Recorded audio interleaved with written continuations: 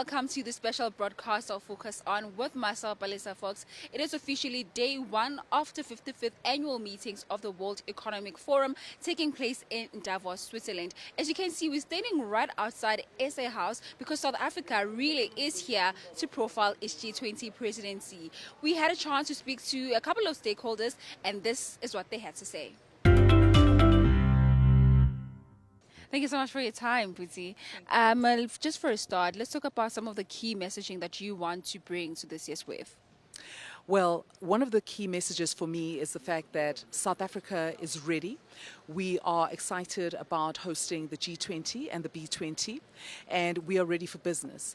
Government and business are working together to ensure that we have a successful G20 and B20, and we're looking forward to the successful outcomes of this program that we'll be having this year. And one of the other key issues is also ensuring that we are bringing along our young people into the conversation, and so ensuring that they are part of every single part of every area. So whether it's entrepreneurship, education, we need to be looking at young people. And so those are just some of the key issues from my perspective. And speaking of young people, in fact, when I was back at home, we just spoke about why it's important for young people to care about some of the conversations that are taking place here. Just in your perspective, why do you think people back home, especially young people, should care about what's happening at Davos? How does it impact them? Young people make up the significant portion of our population. 45.5% of them are unemployed. And so it's critical that we ensure that they are part of this conversation. We need to make sure that they are adequately skilled. We are, as NASPERS, we have invested $15 million since 2022 to ensure that we can bring in young people into this conversation and making sure that they are adequately skilled. And out of that program, 95% of these young people have been placed in employment, because it's not just about ensuring that they're adequately skilled, but also ensuring that they are adequately employed as well and can have an income. But additionally, there are many young people who are starting up businesses, and so supporting entrepreneurs is important. One of the key issues for me is ensuring that young people, as they start up businesses, don't have to be required to be, ensuring that they are complying with many pieces of legislation. Legislation should be reduced for many of these startup businesses so that they can be able to scale a lot faster. And so we need to ensure that we are supporting young people, whether they are in corporate or whether they are in their own businesses as entrepreneurs. We need to be ensuring that they have the support that they require. And let's talk about this year's theme. It's called Collaboration, the Intelligent Age, and really at the heart of it is technology. What are your thoughts on the pace of South Africa's digital transformation? I'm really actually quite excited about the work that is being done by the private sector. We have an initiative called BUSA, the Business Unity South Africa, and through that initiative we have a number of private sector organizations that are together through BUSA engaging with government.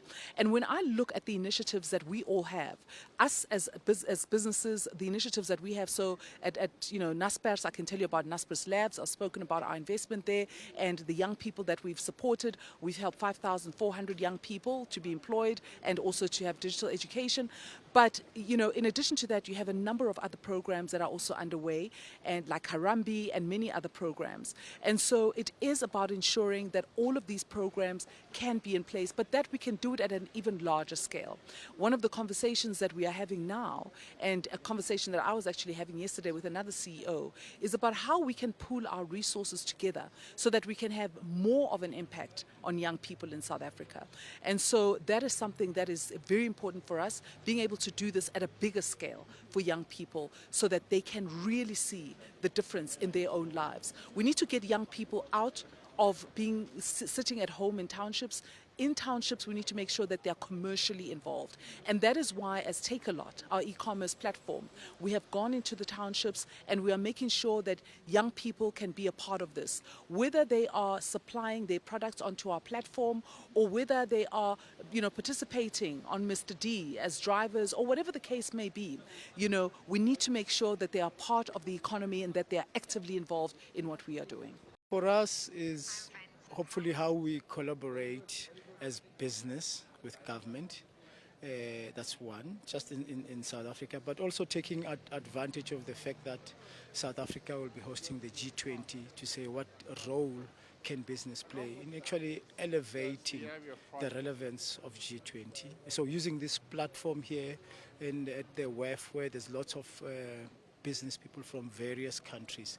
So one, hopefully through those interactions, either through the meetings we have, but also, you know, when you're in the transports that you meet different people from different countries, and then that you can help position South Africa. Yeah. And speaking about positioning South Africa, what are some of the key areas or sectors that you think should be highlighted and emphasized here that you think will also elevate South Africa's standing in the global stage? I think when you look at Exxaro as playing a key role in the energy part, is to really ensure that the narrative that energy is key in the continent, and especially in South Africa. I mean, we've done a lot of work now in ensuring that there's stability.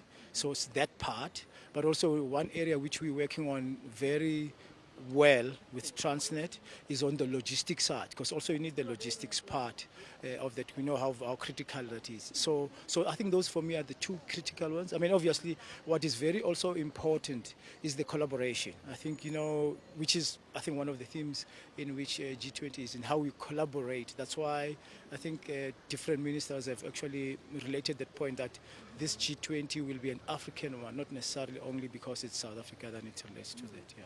You touched on fixing logistics, which is a key sector that was a barrier against South Africa's growth. Tell us what's the progress just on that front, especially following the GNU taking office? So we're seeing good progress. I think I must say the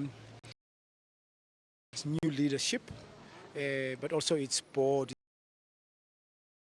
government is helping improve that, because logistics has, especially on the rail side, has played a role in slowing down its contribution.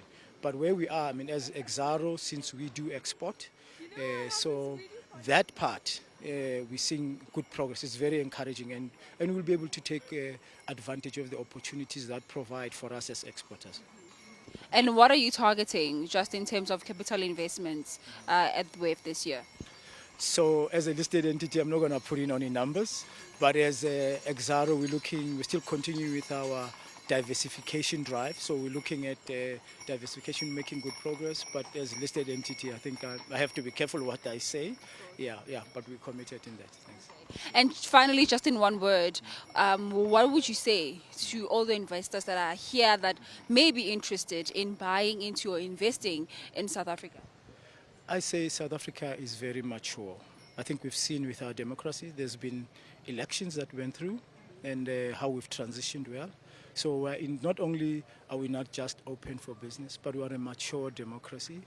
And in terms of our infrastructure, we're improving in that. It's not only on the energy and the logistics, but also on the technological side as well, I think, which is one of the themes that is in here. I mean, if you look at the telecom side, I mean, we have a very mature telecoms, because you need that communication. I mean, be it on telecom itself, which is its improvement. So we're saying, as a country, we are indeed a strong democracy. I know as far as the ratings is aside, I mean, we're still on a lower investment grade stage, but we're making strides. And as the Minister of Finance has said that, I mean, also our banking sector, everybody knows we have a solid banking sector. And that's all we had for you for this episode. Do stay tuned for the next one. But from myself, Palisa Fox, and the rest of the team, it's goodbye for now.